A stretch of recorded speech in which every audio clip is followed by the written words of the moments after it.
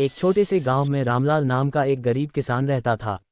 उसके पास थोड़ी सी ज़मीन थी जिस पर वह दिन रात मेहनत करके अपने और अपने इकलौते बेटे श्याम के लिए 2 वक्त की रोटी का जुगाड़ करता था। श्याम पढ़ाई में बहुत होशियार था और हमेशा अपने पिता के काम में हाथ बटाना चाहता था, लेकिन रामलाल उसे हमेशा पढ़ाई पर ध्यान देने के लिए कहता। वह कहता, बेटा मैं तो अनपढ़ रह गया, लेकिन तू खूब पढ़ना और बड़ा आदमी बनना। हमारी गरीबी तभी दूर होगी। गांव के दुष्ट जमींदार की नज़र रामलाल की ज़मीन पर थी। हर साल फसल के समय वह कोई न कोई बहाना बनाकर रामलाल का कर्ज बढ़ा देता। इस साल भी सूखे के कारण फसल अच्छी नहीं हुई थी। जमींदार ने रामलाल को धमकी दी कि अगर उसने कर्ज नहीं चुकाया तो वह उसकी ज़मीन हड़प लेगा। रामलाल इस चिंता में घुलने लगा और बीमार पड़ गया। पिता को बीमार और चिंतित देखकर श्याम से रहा नहीं गया। उसने अपनी किताबें एक तरफ रखीं और फैसला किया कि वह इस समस्या का हल ज़रूर निकालेगा। वह जानता था कि जमींदार चालाक है और सीधी तरह से बात नहीं मानेगा। श्याम ने एक योजना बनाई। वह जमींदार के पास गया और हाथ जोड़कर बोला, जमींदार जी, मेरे पिता बीमार हैं।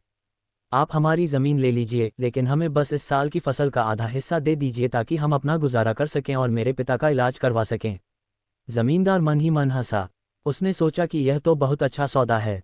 बिना कुछ किए ज़मीन भी मिल रही है और मेहनत भी नहीं करनी पड़ेगी। उसने श्याम की शर्त मान ली, लेकिन एक और चालाकी की। उसने कहा, ठीक है, लेकिन एक शर्त है। ज़मीन के नीचे जो भी उगेगा वो मेरा होगा और जो ज़मीन के ऊपर उगेगा वो तुम्हारा। श्याम तुरंत मान गया। जमींदार ने सोचा कि उसने लड़के को अपनी बातों में फंसा लिया। श्याम ने घर लौटकर दिन रात मेहनत करके खेत में आलू बो दिए। जब फसल तैयार हुई तो श्याम ने सारे आलू खोदकर निकाल लिए और जमींदार के पास जाकर बोला, जमींदार जी, शर्त के मुताबिक ज़मीन के ऊपर की फसल आपकी है। जब जमींदार खेत पहुंचा तो वहां सिर्फ आलू के पौधे के पत्ते ही बचे थे, जिन्हें देखकर वह आग बबूला हो गया।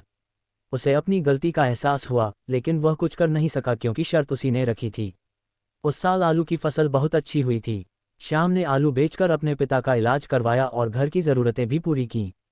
अगले साल जमींदार ने फिर श्याम को बुलाया और कहा, इस बार ज़मीन के ऊपर जो भी उगेगा वो मेरा होगा और जो नीचे उगेगा वो तुम्हारा। श्याम इस बार भी मान गया।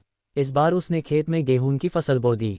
जब फसल पकी तो श्याम ने गेहूं के सुनहरे दानों को काट लिया और जमींदार के लिए ज़मीन में जड़ें छोड़ दीं।